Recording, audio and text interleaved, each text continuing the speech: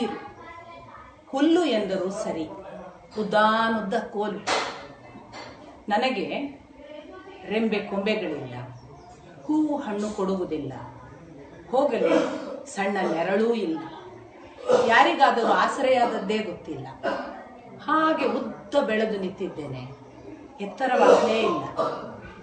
ನನಗೆ ನಾನು ಎತ್ತರ ಯಾಕಾಗಲಿಲ್ಲ? ತುಂಬ ದುಃಖ. ಒಳಗೊಳಗೆ ಅನಿಸುತ್ತಿತ್ತು, ನಾನು ಹೀಗೇ ಇರಬೇಕಾ? ಹಲವು ಗಿಡ ಮರಗಳನ್ನು ನೋಡುತ್ತೇನೆ, ನೆರಳಿವೆ, ಉಪಕರಣಗಳಾಗಿ ಉಪಯೋಗಕ್ಕೆ ಬಂದಿವೆ, ಉರುವಲಾಗಿವೆ. ನಾನು ಉಪಕರಣವಾಗಲಿಲ್ಲ, ನೆರಳಾಗಲಿಲ್ಲ, ಹಣ್ಣು ಹೂವು ಕೊಡಲಿಲ್ಲ. ಬೇಡ, ಉರುವಲಾದರೂ ಅಪಶಕುನ ಎಂದು ನನ್ನನ್ನು ಉರಿಸುವುದೂ ಇಲ್ಲ. ಕಡೆಗೆ ಅಪರೂಪಕ್ಕೊಮ್ಮೆ ಏಣಿಯಾಗಿದ್ದೇನೆ. ಏರಿದವರು ಏರಿದಾಕ್ಷಣ ನನ್ನನ್ನು ಮರೆತಿದ್ದಾರೆ. ನಾನು ಸಾವಿಲ್ಲದಂತೆ ಉಳಿಯುವುದು ಹೇಗೆ? ಇದು ನನ್ನೊಳಗಿನ ಹಸಿವು. ಆ ಹಸಿವು ಒಳಗೆ ಇತ್ತೇ ಇತ್ತು. ಅಪರೂಪಕ್ಕೆ ನನ್ನನ್ನು ಬಳಸಿದ್ದುಂಟು. ಚಟ್ಟವಾಗಿ ಸತ್ತ ಹೆಣ ಸುಡುವಾಗ ನಾನು ಸುಟ್ಟು ಬೂದಿಯಾಗಿದ್ದೇನೆ.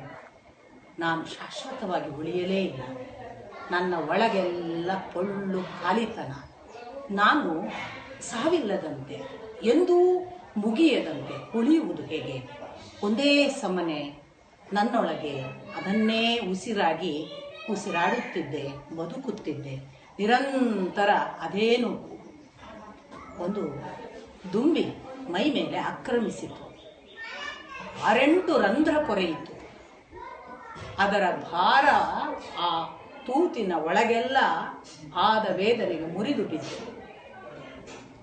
ಒಂದು ದಿನ ದಾರಿ ಹೋಕನೊಬ್ಬ ನಡೆದು ಹೋಗುತ್ತಿದ್ದ. ನನ್ನೊಳಗಿನ ನೂಕು ಹಾಗೇ ಇದೆ, ಉಸಿರೂ ನನ್ನನ್ನು ಕೇಳುತ್ತಿದೆ. ನಾನು ಸಾವಿಲ್ಲದಂತೆ ಬದುಕುವುದು ಹೇಗೆ?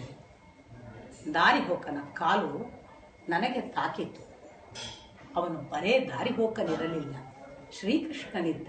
ಹಾಗಾಗಿ ಆ ಮೆಟ್ಟಿದ್ದನ್ನು ಕಣ್ತುಂಬ ಮುಟ್ಟಿ ನೋಡಿದ. ಅವನ ಕಾರುಣ್ಯ, ಅವನು ಕುಳಿತ ನನ್ನೆಡೆಗೆಲ್ಲ ಒಂದು ಸಂಪೂರ್ಣ ಪ್ರೀತಿಯ ದೃಷ್ಟಿ ಬೀರಿದ. ನಿಧಾನಕ್ಕೆ ತನ್ನ ಕೈಯಲ್ಲಿ ನನ್ನನ್ನು ಹಿಡಿದು ತನಗೊಂದು ಅನುಕೂಲ ಅಳತೆಗೆ ಮುರಿದ. ಆಹಾ, ಅದೆಂಥ ವೇದನೆ, ಎಂಥ ಆನಂದ!